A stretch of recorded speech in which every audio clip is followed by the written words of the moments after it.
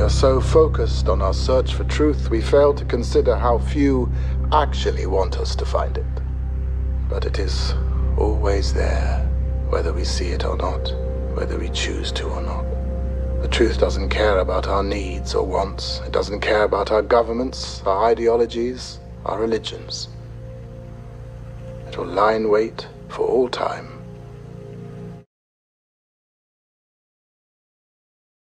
It's probably 13th episode of 1am Thoughts, एक series है जो मैं कर रही हूँ, 13 है सिर्फ. I am really excited to talk to you guys. It's been so long. आज हम लोग बात बहुत इंटरेस्टिंग करने वाले हैं.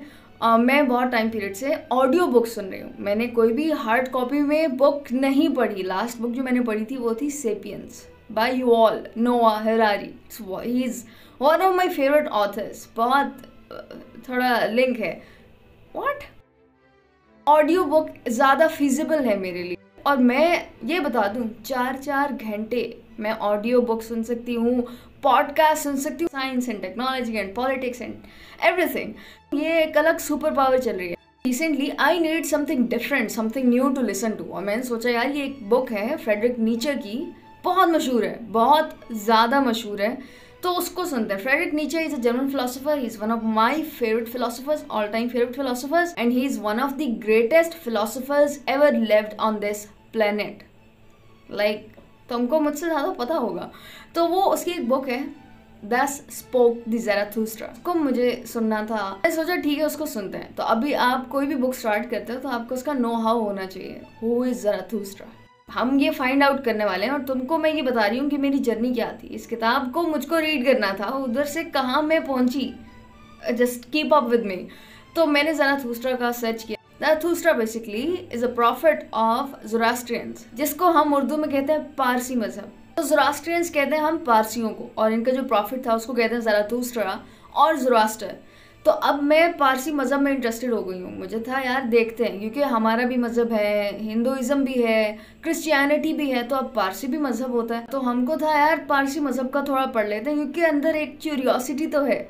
और अभी तक हमने ये पढ़ा है कि आग की पूजा करते हैं पारसी लोग, विच इज़ नॉट ट्रू. आग की पूजा नहीं करते हैं. आग को सेक्रेड मानते हैं, होली मानते हैं, प्योर एलिमेंट मानते हैं. इसकी पूजा नहीं करते हैं. तो मैंने कहा ठीक है. अब यहाँ से हम गए पारसियों की शादी में, कि पारसी शादी किस तरह करते हैं. हिंदू कर रहे हैं शादी. अब तुम ये देख रहे हो क्यूरियोसिटी का लेवल. मैंने कहा पूरा मज़हब पढ़ लेंगे. और मैंने पढ़ा, मैं पारसियों से ज़्यादा पारसी मज़हब को जानने लगी हूँ. इस क्यूरियोसिटी में आपकी दीदी ने 3-4 वीडियोस देख ली पारसी शादियों की. और शादी में शरीक हो रहे तो गम में भी होना पड़ेगा. तो हमने कहा फ्यूनरल निकालते हैं कि पारसी किस तरह से अपने मुर्दे के साथ क्या सलूक करता है. तो हम चले गए उनके फ्यूनरल में. अब यहाँ से इंटरेस्टिंग चीज़ स्टार्ट होती है. तो जिस तरह से हिंदू पॉलीथीइज्म में मानते हैं, ज़ोरास्ट्रियंस मोनोथीइज्म में मानते हैं, मतलब एक खुदा को मानते हैं. और एक खुदा को मानने वाले सारे मजहबों में सबसे पहला मजहब पारसी मजहब था. दुनिया में बेसिकली 2 तरह के बिलीवर्स एग्जिस्ट करते हैं. हम एथियस्ट लोगों की बात नहीं कर रहे, उनको हम नॉन बिलीवर कंसिडर करते हैं. एक मोनोथीइज्म मानने वाले, दूसरे पॉलीथीइज्म मतलब मल्टीपल गॉड्स वाले. जिस तरह हम ग्रीक्स को भी जानते हैं, उनके भी मल्टीपल गॉड्स हैं. और फिर मोनोथीइज्म हैं, जिस तरह बुद्धिस्ट लोग हैं, मुस्लिम्स हैं. और ये फिर 3 रिलीजन्स को मिला के हम अब्राहमिक रिलीजन्स भी कहते हैं, ईसाई, यहूदी और मुसलमान. राइट. तो उसके अलावा भी फिर इनको तो बिलीवर्स की बात है. एक नॉन बिलीवर्स की ब्रांच भी है, जिसमें 2 लोग एग्जिस्ट करते हैं. एथिस्ट वो हैं जो कहते हैं देयर इज नो गॉड. और फिर एग्नोस्टिक वो लोग हैं जो कहते हैं there might be God, there might not be God, we don't know. तो हम बिलीवर्स की बात कर रहे हैं. मोनोथेइज्म मज़ाहिब में सबसे पहला मज़हब पारसी मज़हब है. इन जनरल सबसे पहले हिंदुइज्म आया, फिर ज़ोरास्ट्रियंस आए, उसके बाद बुद्धाइज्म आया, और फिर जैनिज्म आया, फिर जूडाइज्म आया, फिर क्रिश्चियनिटी, और फिर इस्लाम आया. बीच में छोटे छोटे और भी मज़ाहिब जगह ले रहे थे दुनिया में, मगर उनकी हम बात नहीं करते. मेजॉरिटी की बात करें. अब यहाँ से इंटरेस्टिंग स्टोरी स्टार्ट होती है.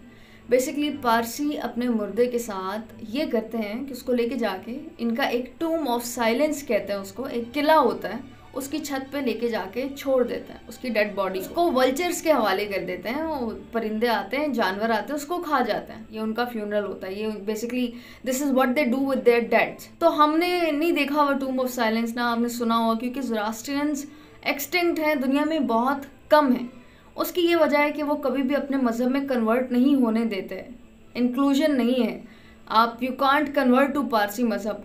और सेकेंडली वो कभी दूसरे मज़ाहिब में शादी भी नहीं करता है, ना लड़कों की ना लड़कियों की। अगर किसी लड़के ने लड़की से करनी है तो फिर भी ठीक है, मगर उसको भी वो प्योर नहीं मानते। उनके जो बच्चे होते हैं प्योर वही होता है कि लड़का लड़की ज़ोरास्ट्रियंस हो, फिर उनके बच्चे प्योर ज़ोरास्ट्रियंस होंगे।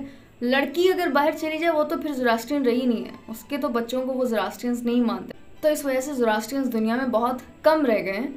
इंडिया में टूम ऑफ साइलेंस है, पर्शिया में, क्योंकि बेसिकली पारसी मज़हब पर्शिया से ओरिजिनेट किया है, तो पर्शिया में टूम ऑफ साइलेंस है। तो जब मैं ज़ोरास्ट्रियंस के फ्यूनरल की वीडियोस देख रही थी तो नीचे तिब्बत के स्काई बेरियल की रिकमेंडेड वीडियोस आ रही। जो भी बुद्धिस्ट लोग हैं वो भी अपनी डेड बॉडी के साथ इसी तरह करते हैं कि उसको लेके जाके पहाड़ की चोटी पे छोड़ देते हैं। तो वो सारे मजहब जो हैं जो कि स्पिरिचुअलिटी से रिलेटेड है, spirituality is a different concept by the way, मगर चलो ईज के लिए आपको मैं बता देती हूँ कि जो खुद को अर्थ के करीब मानते हैं, नेचर के करीब मानते हैं, जैसे हिंदुइज्म है, बुद्धिज़्म है, जैनिज़्म है। इसमें इसी तरह जब बंदे की डेथ होती है तो वो उसको नेचर के हवाले करते हैं, वो क्योंकि मानते हैं कि नेचर से इंसान आया है और फिर उसको नेचर की तरफ जाना चाहिए।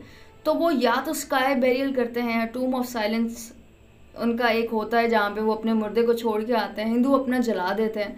तो बेसिकली स्काई बेरियल होता क्या है, क्योंकि ये जितने भी मज़ाहिब अर्थ के करीब हैं ये अपनी डेड बॉडी को अर्थ के हवाले कर देते हैं। जब मर जाते हैं तो अर्थ से आए थे अर्थ पे चले गए, ये इनका कॉन्सेप्ट है। स्काई बेरियल में वो डेड बॉडी को ऊपर सबसे बड़े पहाड़ पे छोड़ आते हैं और वहाँ पे वल्चर्स आके उनको खा लेते हैं। जिस तरह से मुसलमानों के मौलवी होते हैं जो जनाजा पढ़ाते हैं और हिंदुइज्म में पंडित होते हैं जो कि आग लगाते हैं, आपकी डेड बॉडी जलाते हैं, इसी तरह से स्काई बेरियल में एक दो लोग होते हैं। उनका क्या काम होता है कि डेड बॉडी ऊपर आ गई है, उसको आप लेके जाओगे उस जगह पे और उसकी बॉडी पे कट लगाओगे। कट एक ओपनिंग आप वल्चर्स को देते हो कि यहाँ से खाना है, वरना वो फिर छोड़ देते हैं जो भी स्किन वगैरह है या मीट वगैरह छोड़ देते हैं। तुम इमेजिन करो, ये मैंने देखा है, वीडियोस अवेलेबल हैं यूट्यूब पे, आप चेक कर सकते हैं उनको जाके। स्काई बेरियल इन तिब्बत कहते हैं उसको, वीडियोस को। तिब्बत में बेसिकली ये होता है। उनका एक प्रॉपर पैटर्न है कि आपने यहाँ से काटनी होती है स्किन, ओपन करनी होती है बॉडी ताकि वो प्रॉपर खा सकें। फिर जब वल्चर्स खा लेते हैं और मेरे ख्याल से 15 मिनट में खा लेते हैं पूरी बॉडी, वो वहाँ पे वो लोग विटनेस करते हैं जो लोग को असाइंड है ये जॉब, वो लोग प्रोफेशनली ये काम करते हैं। तो आप खुद भी वो सब देख सकते हो, मगर आपको क्यों देखना है? आपका कोई दोस्त, आपका कोई बहन भाई, आपको फैमिली मेम्बर के साथ ये सलूक हो रहा है, जो भी, it's very natural. This is something that happens. सबका एक अपना सच है, एक अपना तरीका है, अपना बिलीफ सिस्टम है। हमारे लिए हम ठीक है, उनके लिए वो ठीक है। खैर, तो क्या होता है कि 15 मिनट में वो डेड बॉडी फिनिश कर देते हैं, वल्चर्स खा लेते हैं। उसके बाद जो दो लोग हैं, मैंने एक या दो देखा है, इससे ज़्यादा नहीं देखा है, एक भी देखा है, वो क्या करते हैं कि उनके पास कुछ टूल्स होते हैं, कुछ चीज़ें होती हैं, रॉड होते हैं, जिससे वो स्कल तोड़ते हैं, हड्डियाँ तोड़ते हैं, जो रिमेनिंग्स हैं उनको प्रॉपर क्रश किया जाता है, उनको कुछ मीट के साथ या किसी चीज़ के साथ मिक्स कर दिया जाता है ताकि दोबारा वल्चर्स आके उसको खा लें। और वो फिर वापस आते हैं, उधर मौजूद होते हैं कि भाई अब करो अगला सिस्टम, और अगले 5 मिनट में वो सब भी फिनिश कर देते हैं और डेड बॉडी इज़ गॉन।